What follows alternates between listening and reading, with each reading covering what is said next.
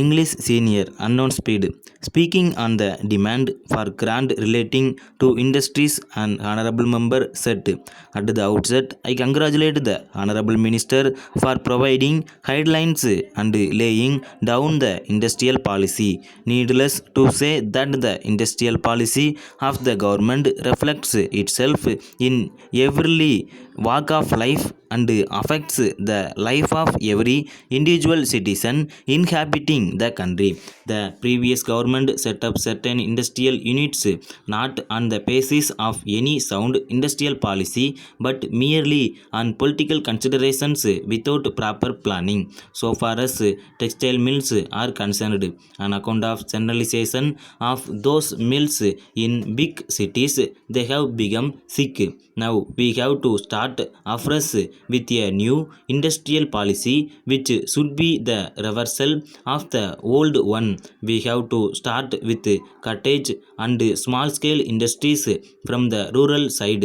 80% of our people reside in villages and we have to take these industries to those areas with the installation of small scale and cottage industries, and then we have to take up big industries.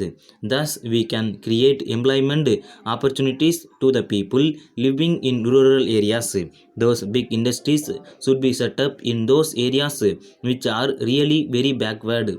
This should be decided without any political consideration. That is the meaning of the reversal of the old policy. Not that we may indiscriminately locate all the industrial units wherever we want without any regard to local conditions. The result of the past policy has been the creation of big monopoly houses and concentration of wealth in a few hands, regardless of the fact what they are doing and what they will do in future.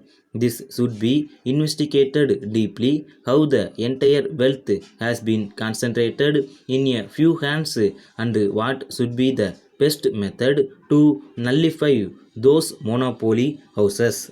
The policy in regard to monopoly houses should be rationalized. Otherwise, these monopoly houses will create such a situation which will be very difficult to bear in future. Therefore, sir, I would urge upon the minister to see that these monopoly houses are effectively controlled.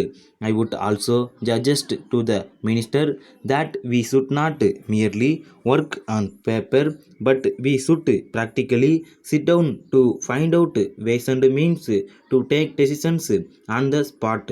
For that purpose, I would suggest that India should be divided into different industrial zones, and these industrial zones should be put under the charge of various commissions and committees in which both officials and non-officials, members of parliament, technicians, etc. should be there. They should survey different parts and take decision on the spot about industrialization of that particular sector. We cannot take decisions about industrialization of entire country by sitting here in Delhi. BD industry is also a cottage industry. By levying certain excise duty on this industry, both the consumers and the poor workers have been hit hard. So I would request the minister to intervene in the matter and request the finance minister to drop additional excise duty on BD.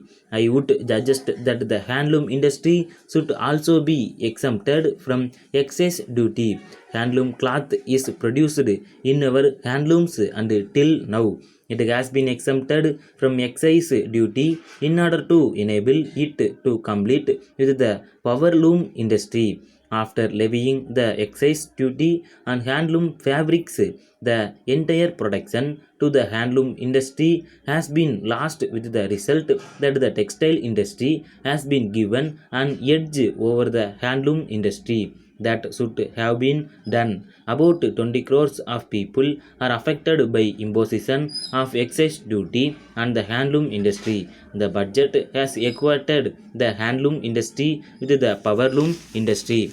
Letter from the General Trading Company, Lucknow, to Messrs. Hari and Company, Bhopal. Dear Sir, with reference to your letter for supply of some goods, we are glad to inform you that the goods you ordered have been sent by passenger train today. In reply to your letter about the delay in sending the goods, we apologize for not fulfilling your order in time. At the time when we acknowledged your letter and promised immediate delivery, we were under the impression that we had the goods in stock. But when we came to bake the goods, we found that they had been already sold out. We tried out best to obtain them from wholesale dealer who is the sole stockist, but we learned to our regret that he too was out of stock, and we had to wait till he got a fresh consignment from the manufacturer. In the circumstances, we deeply regret that we did not check the stock before promising delivery and did not inform you promptly of our failure to procure goods from the stockist. We take this opportunity to assure you that we have taken steps to avoid such mistakes in future. Yours faithfully.